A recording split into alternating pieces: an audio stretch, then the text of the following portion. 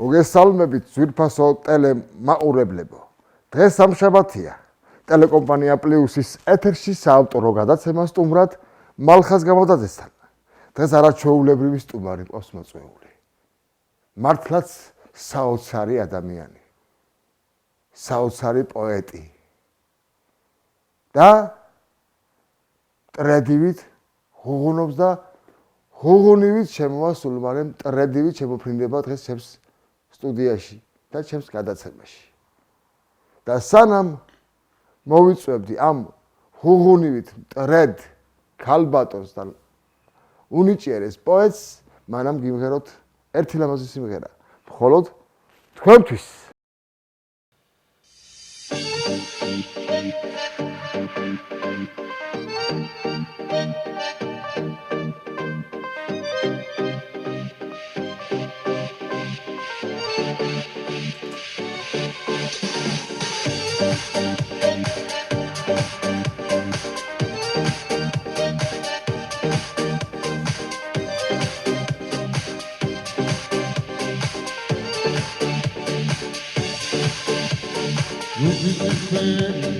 Sheni twalebia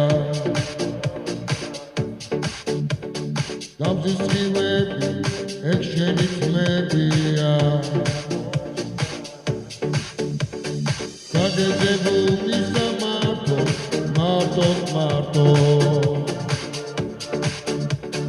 Meilas nadro Adame dardo Shindane dadnova Sada sinadre Shindane dadnova Zagaminate Shindane dadnova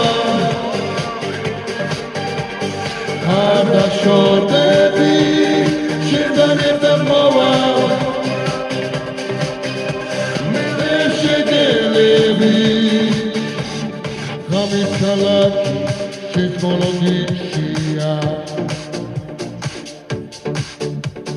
Zveni kuchebi Piknebi savseya Kadezebu misa marto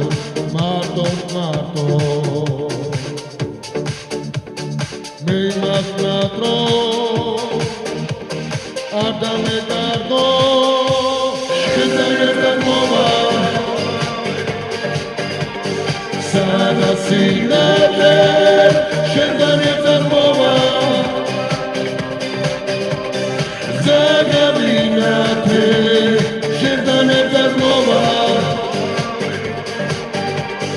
Ada shodebi Shindane dadnova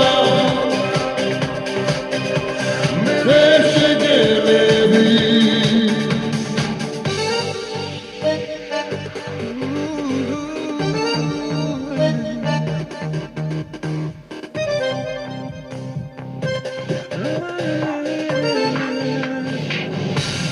Shindane dadnova Sada sinadre Shindane dadnova Zagaminate Shindane dadnova Ada shodebi Shindane dadnova Meshegelebi Shindane dadnova მას ასე ძვირფასო ტელემაყურებლებო. შესავალში თქვი რომ მეყოლება თქო არაჩვეულებრივი და უნიჭიერი და ულამაზესი ადამიანი თქო, პოეტი თქო და სწორედ ახლა წარმოადგენ თქვენ წინაშე ამ პიროვნებას. და თქვი ისიც რომ ღუღუნივით ტრედივით შემოფრინდება ჩემს სტუდიაში. მას ასე დღევანდელი ჩემი გადაცემის სტუმარია უნიჭიერესი, ულამაზესი პოეტი ნესტან ხარებავა. თქო ნესტან, მოგზავნეთ, მოგესალმებით. მოგესალმებით. გამარჯობათ. როგორ განწყობაზე ხართ მოსული? ძალიან კარგ განწყობაზე ვარ. კაი შემართებითაც, ხო? რა თქმა უნდა. მაშინ ხო დავბზანდეთ? მადლობა. მე ვახსენე შესავალში წეგანას თქვი, რომ ღოღონივით, მტრედივით შემოღუნდა მტრედი. შემოღუნდება თქო და შემოფრინდება თქო. და სწორედ აი ჩემი სიტყვები ასრულა და შემოფრინდი ღოღონივით და ღოღონივით წერ იმ რამას ლექსებს, რომელსაც თქვენ ყოველთვის აქვეყნებთ. ძალიან დიდი მადლობა. Facebook, ინტერნეტის მეშვეობითაც და ასევე იმ წიგნებში, სადაც კრებულებში ხართ თქვენ. რადგანაც ხართ ასეთი შემართებით, განწყობით მოსული, დავიწყოთ მაშინ. დავიწყოთ. პირველი შეკითხვა ნესტან ხარებავას. ვინ არის ნესტან ხარებავა? ნესტან ხარებავა ერთი უბრალო ჩვეულებრივი ადამიანი. მეტი არაფერი. დანარჩენზე ჩემი ნაკვალევი საუბრობს. მეორე შეკითხვა ბავშვობის მოგონებიდან, რომელია თქვენთვის ყველაზე საყვარელი? ბავშვობის მოგონებებიდან, რა თქმა უნდა, ყველას გვაქვს საინტერესო სახალისო მოგონებები და ერთ-ერთს მეც გავიხსენებ ეზოში, სოფელში ცხოვრობდით, ეზოში დიდი ქვიშნის ხე გქონდა. ავედით იქ დაძმებმა დღისით მშობლები არ იყვნენ სახლში და ყველა ჩავიდა და მე ვერ ჩამოვედი ხიდან. სანამ მამა ჩემი არ მოვიდა იქ ვიჭექი. დღემდე სულ ვიხსენებ ამას ძალიან ხალისი. კიდე ხوار გაიხსენებ ზამენ ტყუილ მოგონებას კიდე. ბევრი რამე იყო. ერთი ჯაგვანები, ეს ძალიან მათ შემორჩა ჩემს მეხსიერებას. სახალისოდ. ერთი ცას ხوار გაიხსენებთ კიდე. კიდევ რა ვიცი რომელი ერთი გავიხსენო. ბევრი იყო რა თქმა უნდა სახალისოდ. რატომღაც ეს შემომჩა ძალიან. სახინგამ. რა გინდოდათ ყოფილიყავით ბავშვობაში? ვინ გამختارიყავი ესე იგი ხო? რა გინდოდათ ბავშვობაში ყოფილიყავით? ბავშვობიდან ყოველთვის მინდოდა გამختارიყავი მასწავლებელი. ფილოლოგია მიტაცებდა ძალიან. მაგრამ მე ეს ვერ ავიხდინე ეს ოცნება. ჩემი უმძროს ძმის მასწავლებელი ვიყავი ხოლმე სახლში ყოველთვის იმას ვასწავლედი და ძალიან მეხალისებოდა და მიყვარდა ეს პროფესია, მინდოდა დაუფლებოდი ამ პროფესიას. მაგრამ დედაჩემის სურვილით მე დავამთავრე სანქტ-პეტერბურგში სამედიცინო კოლეჯი. ძალიან სხვადასხვა ის არის პროფესიები, ახლა სად პედაგოგია და სად მედიცინა, მაგრამ ჩემთვის ესეც ძალიან საინტერესო გახდა შემდეგში. და ხშირად საუბრობ მასზე, რომ იმ მედიცინაშიც მე ვიპოვე რაღაცა ხელოვნების ნაწილი. იმდენად საინტერესო იყო ჩემთვის. ძალიან კარგი. შემდეგ ფსიქოლოგიურზე მინდოდა გაგრძელება, მაგრამ ისიც ვერ მოვახერხე. არეულობა დაიწყო საქართველოში, რუსეთსა და საქართველოს შორის მოგეხსენება. ეს 2008 წელს. არა, მანამდე იყო. მანამდე. დიახ. ეს აფხაზეთს ამბობთ? ის პერიოდში მე იქ რუსეთში ვიყავი და შემდეგ ყველა წამოვედით საქართველოში და მეც ვერ ავიხდინე ის ოცნებაც, რაც ფსიქოლოგიური ძალიან მინდოდა. ყოველთვის მეგონა რომ პოეტობა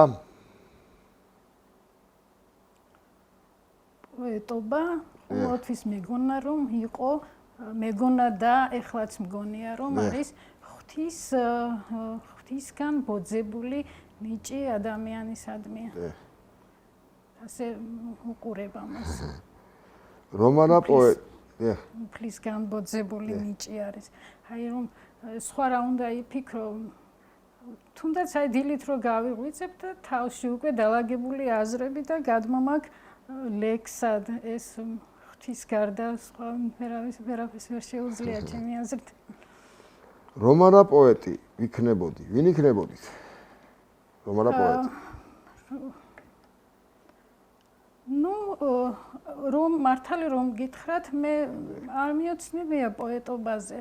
ეს ეტაპობრივად თანდათან მოვიდა თანდათან ინტერესი მომეცა უფრო მეტად ბოლო 3 წელი არის ძირითადად მე წერაზე გადავედი და ერთიანი მოზოებული მუზები გადმოვიტანე წიგნებში. თქვენი პირველი ლექსი. ჩემი პირველი ლექსი ამაზე ხშირად მისაუბრია, ეს მე დავწერე სკოლაში ფიზიკის გაკვეთილზე. რომელ კლასში იყავით და რამდენი წელი იქნებოდა კლასში? მე-6 კლასში, ალბათ მე-6 თუ რომელ კლასიდან იწყება ფიზიკა, არც მახსოვს. მე-6, მე-7 ასე დაახლოებით გაზაფხული იდგა, ზუსტად ის პერიოდი მარტის თვე და ფანჯარაღია იყო, ფანჯრიდან რო გავიხედე, იმ ბუნების სილამაზემ გამოიწვია, მოხეთქა ჩემში. პატარა ლექსი დავწერე, მაგრამ სამწუხაროდ ის ლექსია არ მახსოვს არ შემომჩა. თქვენ ისე არ მოხვდეთ რომ რამოდენიმე ლექსი რო არ გაგვანდოთ და რა თქმა უნდა ლექსი. ამ პირველ ეტაპზე ერთი-ორი ლექსი რო აყურებელს პირველად რომ მოვდიოდი ერთი ლექსი ძალიან მიყვარს ეს ემიგრაციაში დაწერილი ლექსია სამშობლოს მონატრებაზე ბოლო 4 მე მთლიანობაში 14 წელი სტამბოლში მყოფებოდი. ემიგრაციაზე მე ვისაუბრებ ბოლო 4 წელი საქართველოში ვერ ჩამოვედი და იმან გამოიწვია ჩემში ძალიან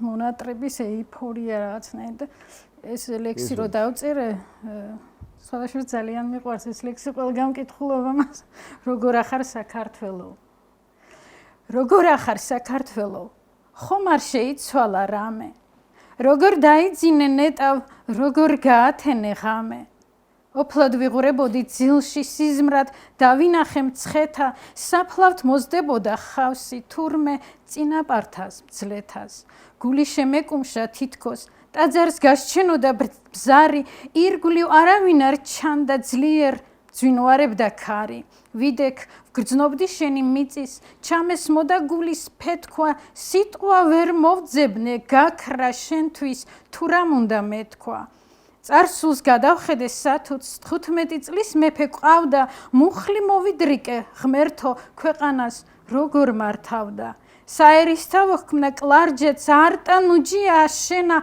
აღმაშენებელი ერქვა ჯიში არ გადააშენა მერე წამოვდექი ფეხზე ტაძარს მივაშურე ნელა სანთლის ალმა სულის ბორგვა მძიმე სევდა გამინელა სიზმარს დავაღწიე თავი ისევ შორს აღმოჩდი შენგან მრავალგზით ნატანჯო ჩემო დიახ თან დამყვები ყველგან როგორ ახარ საქართველო ხომ არ შეიცვალა რამე როგორ დაიძინე ნეტავ როგორ გაათენე ხამე ძალიან კარგი ლექსია და მეც არ მქონდა მონასმენი რამდენი ღონისძიებაზე ყოფილვარ და გამოსულა ლექსები და ეს ლექსი მე პირველად მოვისმინე ჩემ გადაცემაში და ასე დავარქუნდი ექსკლუზიურად ჩემ გადაცემაში ძირფასო ტელემაყურებელო პრემიერა ამ ლექსის ძალიან კარგი ლექსი იყო და ერთი ლექსი კიდე გაგვანდეთ თუ შეიძლება კი რა თქმა უნდა ბოლო ახალ ლექსს წავიკითხავ კი ბატონო, ესაც ექსკლუზიურად იქნება ჩემ გადაცემაში, პრემიერა ამ ლექსის. მზემ ამიკრძალა ჩეროში ჯდომა. ტანზე სამოსი შემომახია. რომ ვერ შევძელი მე მასზე წყრომა, თავს ვეუბნები შენზე ახია. ვერ გაუმკლავდი მისი თამამეს, მკოცნეს სხივებმა ლოყებზე მკერდზე მივეფიცხები. თუ აღარ მავნეს რა ვქნა იყაროს მზემ ჯავრი ჩემზე თუ არ შემარჩენს ტანზე სარაფანს სირცხვილი თუ არ იღონა რამე ჩავაზღვის კიდეს დასულს დაღაფავს ჩემს შიშვლეზე იზრუნებს ღამე დიდი მადლობა აი ძირფასო ტელემაყურებლებო ეს მეორე ლექსიც უკვე ექსკლუზიურად პრემიერა ჩემ გადაცემაში დიდი მადლობა და ვაგრძელებ კითხების კორიანტელს ის ლექსი რომელიც შეესატყვისება დღევანდელ ყოფას დღევანდელ ყოფაზე მაქვს რამოდენიმე ლექსები ერთ-ერთს წავიკითხავ რა თქმა უნდა ეს გალაქტიკა ისმენთ იქ გალაქტიკა უძლებს ბოგინს ცოდვილთა სულთა იქ დაათრევენ დაგროვილ შხამებს წელთა წარსულთა. აქ საწუთროზე რა გამოლევს ყოფაზე მწყრალებს, თავმოტყუებულ, გაბრუებულ გალეშილ მთრალებს.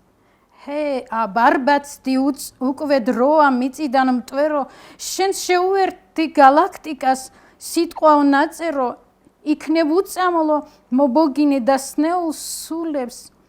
შვება მოსილად შეეგებონ სტუმრად მოსულებს.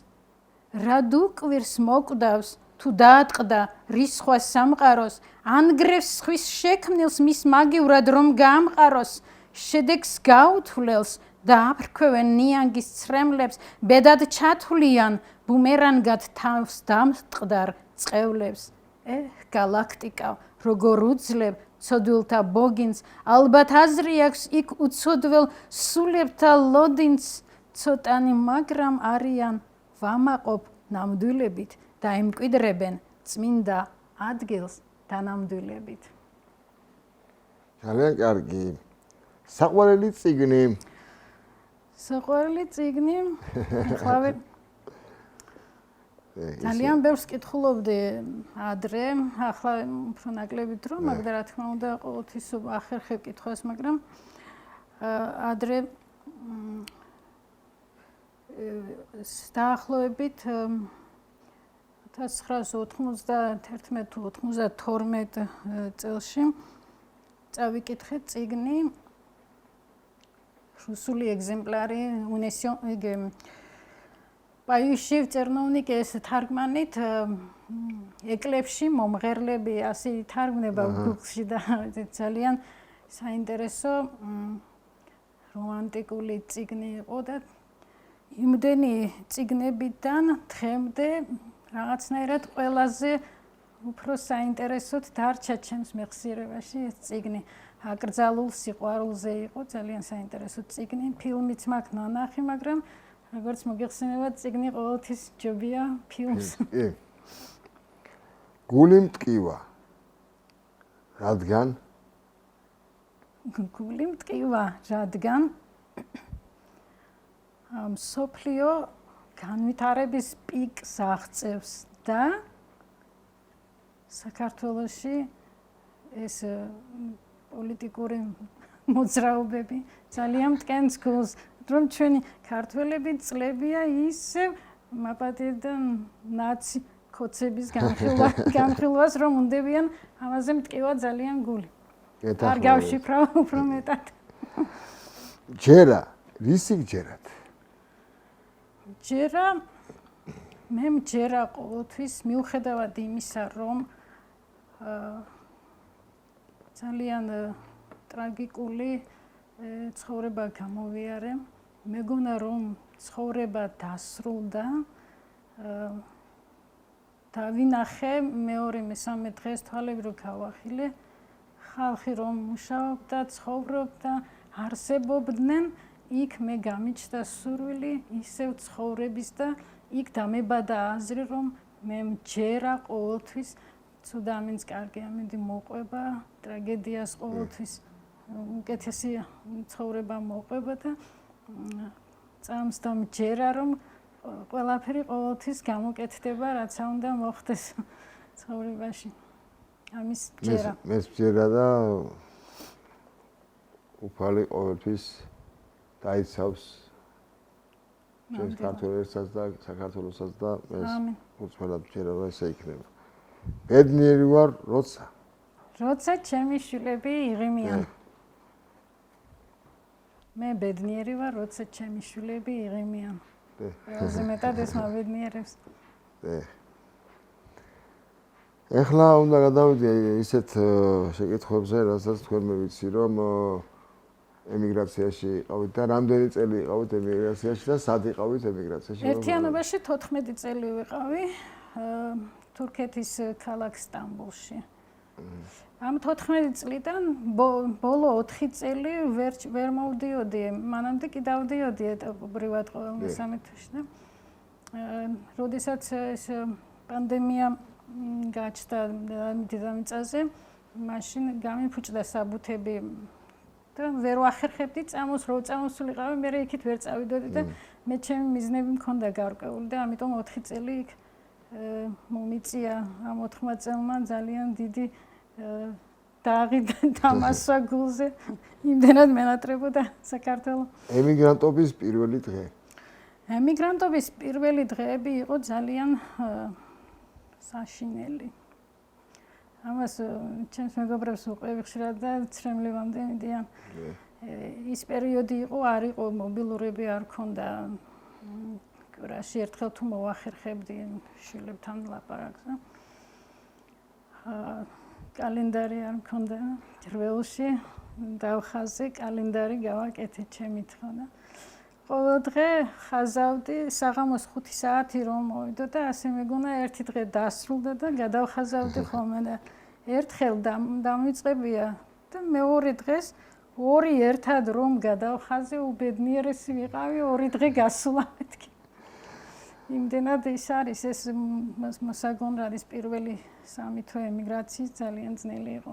მე თანდათან მივეჩიე და მოწყდე საკუთარ ქვეყანას ნიშნავს. მოწყდე საკუთარ ქვეყანას გააჩნია რა მიზნით მოწყდები, რა თქმა უნდა. თუ სამოგზაუროდ მიდიხარ, ხალისით მიდიხარ და უცხო ქვეყნების დათვალიერებით ტკბები და გააჩნია რა მიზნით მიდიხარ. აი იძულებით როცა მიდის ადამიანი უნდა იმუშაოს, თქვათ, ოჯახს მოწყდება, ყველაფერი ენატრება, ეს სხვა არის ძალიან მძიმე არის. გეთახმებით. განსხვავება უცხო ქვეყანასა და ჩვენ სამშობლოს შორის. მე ყოველთვის ბავშვებიდან ძალიან მიყვარდა ყოველთვის და ახლაც მიყვარს ადამიანებზე დაკვირვებები. მით უმეტეს საზღვარგარეთ, როცა ცხოვრობ ან მოგზაურობ ამ შემთხვევაში. ადამიანები ჩემი აზრით ყველგან ერთნაირია. მხოლოდ ენა და სარწმუნოება განსხვავებს ჩვენ ადამიანებს. ნასწავლი ყველგან ნასწავლია, ვთქვათ, უფრო დაბალი დონის ყველგან ერთნაირია. თავარია ადამიანი იყოს და არა აქვს მნიშვნელობა. რომელი ქვეყნიდან იქნება. ჩემი თვალსაზრისით ასეა ეს გამოვიტანე. ასეთი დასკვნა. სამომავლოდ რას აპირებთ? საქართველოში გინდათ კარიერას გაგრძელებოთ თუ ისევ ცხოვრება იმდენად საინტერესო არის და იმდენად არ არის ადამიანი მზად იმისთვის, რომ არ იცის რა ელოდება ხვალ. ამის წინასწარ დაგეგმა ძალიან რთული არის.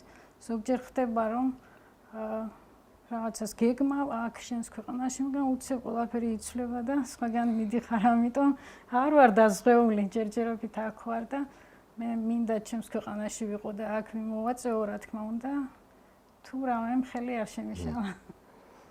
როგორია თქვენი ერთი ჩვეულებრივი დღე? ჩემი ჩვეულებრივი დღე თითქმის დილა იწყება ლექსების წერით. გავიღვიძებ და ეგრევე თითქმის ყოველდღე წერ.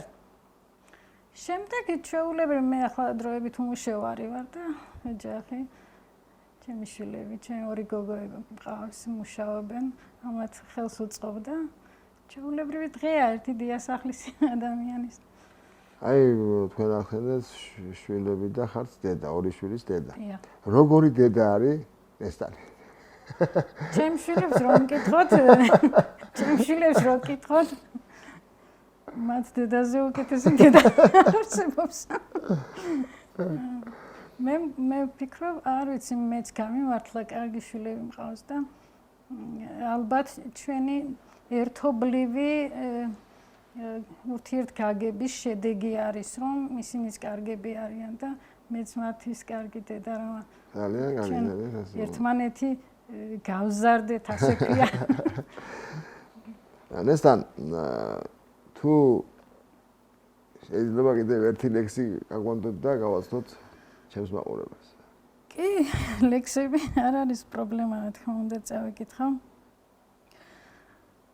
ვარსკვლავებს ედარებოდე, გინდოდეს კრთომა ცაზე და აქ გასაკვირი რა არის კარგს რომ ფიქრობდე თავზე და რა დაღირს ჩვენი ცხოვრება თუ არ ვიფიქრეთ სხვაზე და რომ არ ვტოვებდეთ სიკეთეს დატოვებულსა კვალზე და მართლა ფუჭია სიცოცხლე არაც წყალობდეს ძმა-ძმასა სიმართლის საძებნელა და გადადიოდეს ცხრამთასა ზოგჯერ ვარსკვლავიც არ არის ზეცას მიყრული მყარა და ერთურთზე ნუღარ ვიქნებით განწყობილები მწყრალა და მაშინ ბრწყინდება საწუთრო ძმა-ძმას ჰყავს გვერდით ფარა და რომ უღალატო იქნება კაცი ყოველთვის მარადა დიდი მადლობა და ძვირფასო